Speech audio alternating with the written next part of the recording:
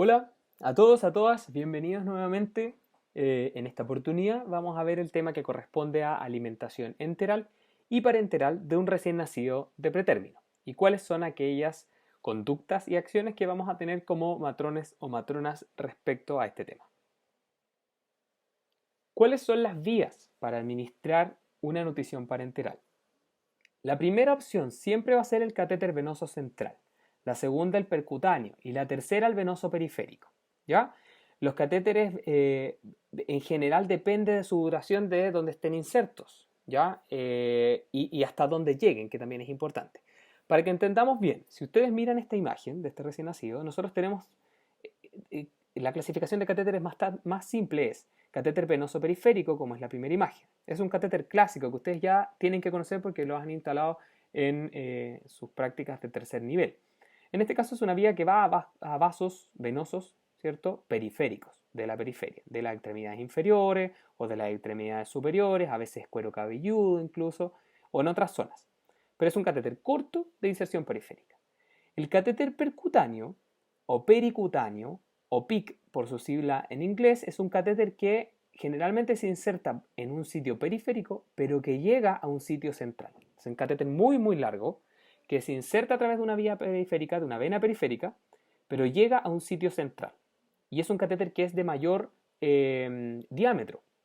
¿Okay? Y así se observa en la realidad. Se observa un catéter que está tapado con un apósito transparente y que tiene así como dobles de lo que sobra de catéter, finalmente, que queda fuera. Siempre se va a ver así. El periférico se observa solamente como aquí está el extensor, ¿cierto? Y el catéter que está puesto. El percutáneo se observa con lo que sobra de catéter enrollado y el resto está dentro del vaso. Y el catéter venoso central es un catéter que llega a un vaso grande central y que a la vez es inserto en una zona cercana a ese vaso central. Si se fijan aquí, por ejemplo, es un catéter que puede ser inserto en esta zona y que finalmente salen estas conexiones o estas tubuladuras, que puede ser uniluminal, doliluminal, triluminal, etc. O sea, puede tener más de un canal donde puedo administrar diferentes soluciones. ¿Okay? Entonces, esos son los tres tipos. ¿Qué pasa si nosotros, lo ideal siempre es un catéter central, que puede ser cualquiera de estos dos? Recuerden que este es central, pero este es periférico o sea, es central de inserción periférica, ¿ya? Pero estos son centrales ambos. Son los ideales. ¿Por qué son los ideales? Porque su diámetro es mayor, por lo tanto permiten administrar soluciones que tienen mayor osmolaridad o mayor concentración de glucosa. Por lo tanto, reduce los riesgos de infección, de obstrucción, etc. En cambio, una vía periférica es fácil que se tape, dura poco tiempo y aumenta el riesgo de infección. Entonces, ¿qué pasa si yo tengo niños que no puedo poner catéter central por X razón? Está recién llegado, se salió justamente un catéter central o qué sé yo. Siempre se va a utilizar una vía periférica porque es el acceso más rápido. Si es así el caso, y es su única alternativa, o por ejemplo, hay niños que tienen múltiples medicamentos, múltiples soluciones, y la recomendación de administrar la nutrición parenteral es en una vía exclusiva, solo para la nutrición parenteral, para evitar riesgos de infecciones o complicaciones. Por lo tanto, yo voy a preferir una vía que puede ser una periférica, porque en la otra periférica o en la central se está pasando otro medicamento, por ejemplo una droga vasoactiva, que no se puede pasar en conjunto con la alimentación parenteral. ¿Ya? Entonces, ¿qué hago? Lo paso por una periférica. No es lo ideal, pero puede ser una alternativa.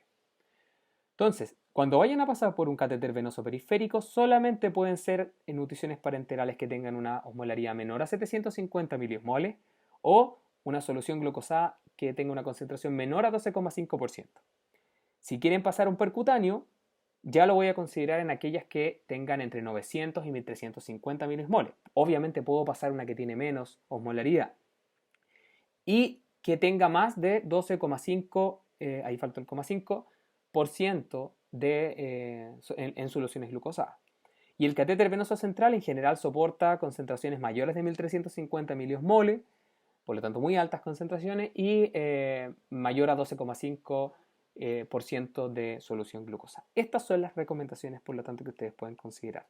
Ojo, vía central también se incluye el acceso venoso umbilical. Este caso es cuando habitualmente se encuentra el catéter en óptima posición. ¿Esto qué quiere decir? El catéter puede ser posicionado infradiafragmáticamente bajo el diafragma o supradiafragmático, ¿ya? ¿De qué depende uno u otro? De la inserción del médico y su indicación. Depende del objetivo que tenga este catéter. Si lo quiero mantener por más días, si lo quiero mantener por menos días. Todo el tema de los catéteres ustedes lo van a ver en un curso del cuarto nivel, que es la enfermería médico-quirúrgica. Pero aquí lo importante es saber que siempre voy a preferir un catéter de mayor amplitud y que sea exclusivo para la alimentación del recién nacido. ¿Cuáles son los riesgos de la nutrición parenteral? 1. La infección. Obviamente está pasando glucosa, aminoácidos, lípidos, un caldo de cultivo prácticamente por una vía venosa. Por lo tanto, existe riesgo de infección, existe efectos que pueden producirse en el desarrollo neurocognitivo, existe desbalance nutriente, acidosis metabólica o efectos propios de la técnica de los catéteres o de la administración, que tienen que ver con flebitis, trombosis, embolia, migración o desplazamiento del catéter, extravasaciones o necrosis, también producto por extravasaciones. ¿Cuál es nuestra labor como matrones o matronas en este caso para asistir a niños que tengan nutrición parenteral? 1. Siempre tiene que existir una indicación médica para administrar la alimentación parenteral. 2. Existen empresas externas que confeccionan la nutrición parenteral, que ustedes tienen que imaginarse que es una bolsa de un suero, como cualquiera, que habitualmente se ve transparente cuando tiene aminoácidos, hidratos de carbono u oligoelementos. Se ve igual que un suero, transparente. Pero si se le agrega lípidos, se ve igual que leche. Se ve con este color como blanco, un poquito amarillento, y es porque el lípido tiene esa consistencia. Por lo tanto, cuando ustedes lo vean con lípido, siempre es importante fotoprotegerlo, porque el lípido se oxida, por lo tanto lo van a ver protegido. Y en esta imagen, como ustedes lo observan, fíjense que dentro de eso está la alimentación parenteral en un matraz de suero, ¿cierto?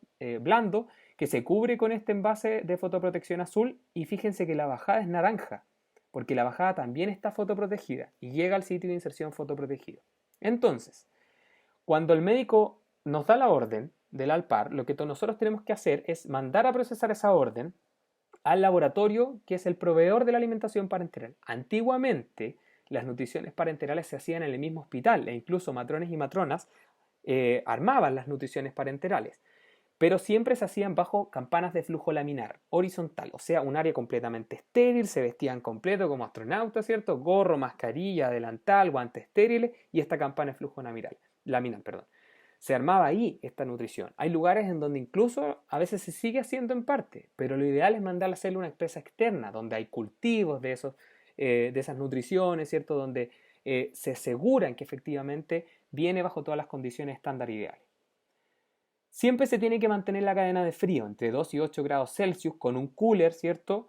Que incluya datos del paciente y con datos de la receta preparada. Esto es en la misma nutrición parenteral, no es que el cooler venga con esa información. Entonces uno lo pide y llega desde la empresa un cooler de Plumavit o un plástico que viene con muchas nutriciones parenterales dentro. Y esas nutriciones vienen con nombre y datos de todos los pacientes, muy bien ordenadas, muy bien resguardadas y que no se contaminen entre ellas. Cuando yo saco una bolsa, entonces esta tiene que estar bien sellada. Esta se debe abrir al momento en que se conecte al paciente evitando la manipulación excesiva. Entonces yo saco esta bolsa y lo que hago en un área estéril, ¿cierto? Es conectar la bajada de suero, que es esta bajada color naranjo. Y tras conectarla con una técnica estéril, la voy a dejar preparada en una bandeja estéril para llevarla a la unidad del paciente. Cuando yo hago eso, siempre tengo que estar verificando constantemente el nombre de la bolsa que corresponda al niño o a la niña y la mezcla. Fíjense que la mezcla corresponde a la indicación que el médico dijo y el nombre. Chiquillos, chiquillas, hay que ser súper majadero en este punto porque si ustedes se equivocan en colocar una mezcla de un niño para otro, esa mezcla hay que botarla. Y como las mezclas duran 24 horas, significa que ese niño por 24 horas se queda sin alimentación o sin nutrición parenteral. ¿Ok? Ahí la importancia de revisar 1, 2, 3 y 5 veces el nombre de la alimentación parenteral. La duración, como les dije, es de 24 horas. ¿Ya? Por lo tanto, las 24 horas en punto o clock, se suspende la alimentación parenteral. Por lo tanto, es su obligación también cerciorarse de que la solicitud de la alimentación parenteral del día siguiente llegue antes del término de la alimentación parenteral que tiene en ese día. Porque el niño no puede quedar sin alimentación parenteral. Entonces, ¿qué nos pasa en la realidad? A veces los médicos demoran en hacer las órdenes. Entonces, hay que apurarlos para que el niño no se quede sin ningún periodo de tiempo sin la alimentación parenteral. Como habíamos dicho entonces, la técnica es aséptica. Se rotula con fecha en el matraz y en la bajada, siempre. Hay que mantener esta rotulación. El cambio de los circuitos se debe hacer según norma del servicio cada 24 o 72 horas. Por lo tanto, la bajada del suero se cambia cada 24 o 72 según normativa local. Y deben ser protegidos de la luz como habíamos visto. Aquí se ve, nuevamente, se ve muy chiquitito, pero lo que se ve aquí es nuevamente la imagen de la bolsa de la nutrición parenteral, ¿cierto? La marca comercial de la que habitualmente trae, ahí viene el nombre del paciente, vienen datos propios y ahí viene toda la información nutricional que tienen. Y aquí está escrito cuándo llegó, a qué hora se recibió, a qué hora empieza a administrarse, por ejemplo, para que yo sepa cuándo tengo que hacer el cambio. La bolsa, cuando viene en el cooler, ustedes la sacan y la tienen que dejar afuera durante 20 a 30 minutos para que adquiera mayor calor, ¿cierto? Mayor temperatura y se adapte a la temperatura ambiental. No desconectar hasta la finalización de la bolsa, excepto en situaciones de emergencia. ¿Qué quiere decir esto? Tras haber preparado la bolsita, se lleva donde el paciente, se conecta con técnica estéril, ojo, importante, en circuitos que habitualmente están manejados también como estériles, donde incluso se desinfecta esa zona. Cuando está conectada no se tiene que desconectar por nada del mundo, excepto situaciones de emergencia, una reanimación neonatal, por ejemplo. Solamente bajo esa indicación. Tiene que ser una vía exclusiva para nutrición parenteral. ¿Qué quiere decir esto? Si yo lo puse en un percutáneo, un catéter percutáneo, nada más pasa por ese catéter percutáneo. Ni suero, ni medicamentos, ni antibióticos, ni absolutamente nada. Solo la nutrición parenteral. Ahora, ¿qué les va a pasar? Los prematuros muy extremos pueden estar multipuncionados, pueden requerir 25 medicamentos a la vez. Por lo tanto, va a tener 3, 4 accesos vasculares. Y a veces esos accesos vasculares tienen más de un lumen. Por ahí pueden considerar la administración de la nutrición parenteral con otro medicamento o con otro alimento. Solo bajo esa condición de que no hay más accesos vasculares. ¿Okay? Por eso cuando veamos medicamentos en neonatología, ustedes van a ver que la nutrición parenteral es compatible con muchos medicamentos, pero con otros no. ¿Ya? Porque tiene que seguir un sistema de flujo paralelo. Yo no puedo poner un medicamento que pase en una hora en conjunto con el Alpar. ¿Por qué? Porque si no va a cambiar la velocidad de administración de ambos. ¿Sí? Porque van a haber dos bombas de infusión continua que están administrando el medicamento o el Alpar en diferentes velocidades y eso altera la administración de los nutrientes. Hay que manipular siempre el circuito con técnica estéril. Siempre, cualquier persona que toque este circuito tiene que hacerlo con técnica estéril. ¿Ya? Utilizar siempre una bomba de infusión de administración de la nutrición parenteral. Esto sí o sí es con bomba de infusión continua. Tiene que haber una monitorización continua a través de un monitor multiparámetro. Hay que llevar un control del balance hidroelectrolítico cuando se administra esta nutrición. Hay que consignar la fecha de instalación, de la curación, del catéter si corresponde y los centímetros de inserción. Cada vez que ustedes van a cambiar un Alpar o a ver dónde está el sitio de función para ver si está extravasado o sigue funcionando bien, uno ve inmediatamente si el catéter se introdujo más, si se salió o si está ok, que es lo que debería hacer siempre. Vigilar cualquier presencia de signos de infección, si no para retiro inmediato o para avisar al menos. Observar la mezcla constantemente en busca de precipitaciones y turbidez. Si yo levanto esta bolsa azul, voy a ver la mezcla. Si la mezcla se ve turbia, se ve media extraña, es mejor informar, suspenderla, informar al médico rápidamente y que él decida si la cambiamos, si la eliminamos o qué hacemos. Y tiene que haber un control de exámenes según indicaciones médicas. El médico va a indicar una serie de valoraciones que hay que hacer de los elementos nutricionales. Cada cierto tiempo, una vez a la semana va a pedir ciertos elementos. Calcio va a pedir cada 2 días, cada 3 días, fósforo y así para hacer cambios en la mezcla de la Alpar. Otro aspecto importante de la nutrición es considerar la succión no nutritiva. Como ya habíamos visto, la succión no nutritiva se utiliza generalmente en los niños de menos de 32 semanas que no tienen un reflejo de succión presente, ¿cierto? O madurado. Se puede utilizar el dedo, el pezón de la madre o chupetes, ¿sí? Y lo que hace es mejorar la disposición para la alimentación oral, reduce la frecuencia de las señales de estrés y acorta el tiempo de la transición a la alimentación oral. Por lo tanto, es un buen elemento que funciona para favorecer una alimentación precoz por vía enteral de los recién nacidos. Por lo tanto, se utiliza. Ojo, hay controversia con el uso del chupete. El chupete siempre se ha dicho que no se recomienda. Pero ¿qué últimos estudios han demostrado que el uso del chupete hasta los 2 años en general no produce malformaciones importantes a nivel bucal, ¿ya? Ni alteraciones de la dentición? Depende del tipo de chupete, depende de la frecuencia de uso, pero en general no lo produce porque después de este tiempo efectivamente ya hay una especie como de acomodación física de esta zona. Por lo tanto, en la neo en general sí podemos utilizar este tipo de chupete. Lo que se hace a veces es usar estos chupetes blandos o el pezón o incluso se deja a veces un guante, un dedo enguantado, ¿ya? Lo que nunca hagan es colocar un guante que lo rellenan con algodón y lo colocan en la boca del niño porque no hay supervisión de ese guante y eso obviamente puede ocluir la vía aérea. Finalmente, últimamente, en los últimos años, últimos 10 años diría yo, ha aparecido varios procesos de alergias inmunológicas, de reacciones inmunológicas que han producido alergias alimenticias en los recién nacidos y de ahí en adelante. La más conocida, una de las más frecuentes que pueden encontrar es la alergia a la proteína de la leche de vaca, que se denomina por sus siglas APLD. Se lo mencionamos porque ustedes lo van a ver en los campos clínicos. Este tipo de alergia es una reacción adversa que surge de una respuesta inmune específica y es reproducible con las siguientes exposiciones a la proteína de la leche de vaca. O sea, niños que se alimentan con fórmulas lácteas que vienen o provienen de origen animal, ¿cierto? Que trae esta proteína, pueden producir este tipo de alergia. ¿Ya? ¿Cómo se hace el diagnóstico? Es clínico por descarte. O sea, el médico sospecha que existe una alergia porque hay una intolerancia mantenida que no solamente tiene que ver con la prematurez, sino que por la alimentación del mismo alimento empieza a producir signos de intolerancia, ¿ya? Sangrados a veces, digestivos, por ejemplo, vómitos constantes, y no se sabe a qué están asociados. Se descartan todas las otras causas, no hay enterocolitis, no hay otros problemas. Y ahí el médico puede hacer el diagnóstico de alergia a la proteína de la leche de vaca. ¿Qué se hace en estos? Bueno, los sistemas más frecuentes involucrados en este caso donde aparecen signos son el gastrointestinal en un 50-60%, dermatológico en un 50-60% y alteraciones respiratorias entre un 20 y un 30%. ¿Cuál es la única forma de tratamiento actual? Que la madre elimine de su dieta cualquier proteína que derive de la leche de vaca, ¿ya?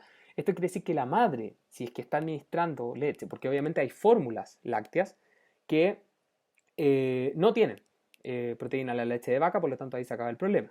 Pero si la madre está alimentando con pecho materno o este niño está recibiendo leche humana, la proveedora de esta leche tiene que tener una dieta libre de todo rastro de proteína de leche de vaca, incluso trazas de proteína de leche de vaca. Por lo tanto, la dieta es sumamente estricta, es bastante complejo, es difícil llevarla a cabo, pero es posible. Y aparte que es una dieta cara. Entonces es bastante complejo poder llevarlo, ¿ya? Por lo tanto, la alternativa en estos casos, en muchos casos, es administrar fórmulas lácteas, hidrolizadas proteicas y fórmulas aminoácidicas, ¿ya? Que están libres de esta proteína de la leche de vaca.